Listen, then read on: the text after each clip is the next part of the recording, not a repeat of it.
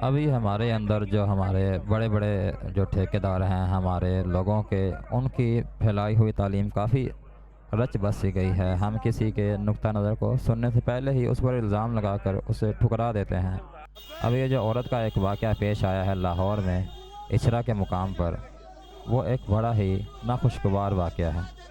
اگر proper time پر police intervene نہ کرتی تو شاید پورے کا پورا موب اس کو جان سے مار دیتا، اور وہ لڑکی چلاتی رہی کہ میں نے کوئی گستاخی نہیں کی ہے۔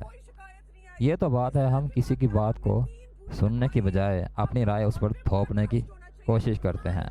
ہاں، یہ تو ایک بہت بڑی مشکل چیز ہے جس کو ایک دم سے اپلائی نہیں کیا جا سکتا۔ کیوں نہ ہم تھوڑی سی کوشش یہ کریں کہ آئندہ سے جب ہم کوئی ایسی بات سنیں تو ہم اس پر ریئیکٹ کرنے کی بجائے اگلے بندے کا موقف سن لیں کہ وہ بھی شاید اپنی طرف سے ٹھیک بول رہا ہے، یا وہ اس بندے نے جان بوجھ کا کام نہیں کیا۔ کئی مسائل پیدا ہو جاتے ہیں انسان کے ساتھ زندگی میں، کئی اتار چڑھاؤ آتے ہیں۔ تو یہ پولیس آفیسر ہے جس نے اس لڑکی کو بچایا، اس عورت کو اس بھیڑ سے نکال کر تھانے لے کے آئی ہے۔ تو ہمیں ایک بار ذرا غور سے سوچنا ہوگا ہمارا اسلام ہمیں اس بارے میں کیا تعلیم دیتا ہے۔ اب قرآن تو تقریباً ہم میں سے اکثر لوگوں نے، ہر ایک نہیں پڑھا ہوگا ترجمے میں۔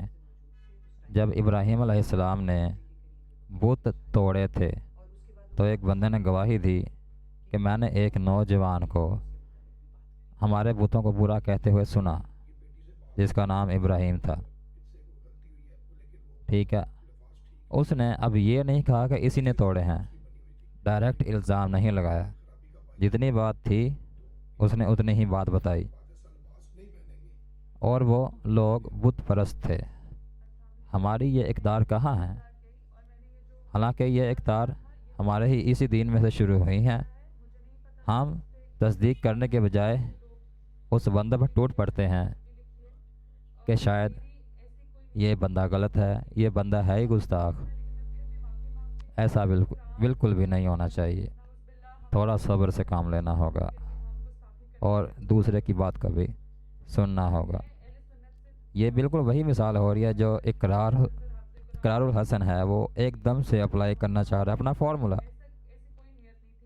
جب تم اپنا فارمولا کسی پر زبردستی اپلائی کرنے کی کوشش کرو گے تو اس کے کانسیکوینسز بڑے خراب آئیں گے۔